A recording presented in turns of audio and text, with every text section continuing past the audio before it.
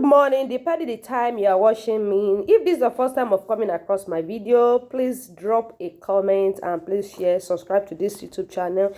And this one, I'm going to show you how to use miracle leaf to cure a cough in adult or a baby.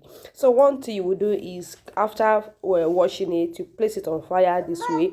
After placing it on fire, this one will make it too soft for you to extract the juice, because that is what you needed for the person that is coughing. You can use this 2 to 3 times in a week and you will see the marvelous work. That is why it's called miracle work. So after that, you squeeze it. After roasting it, you squeeze it very well to extract the juice. Yes, after extracting the juice, the next thing you will do is to add palm oil, light palm oil. When I say light, that is the one on top of the oil. You added it to the juice you extract from that leaf, then you give it to the person that is coughing.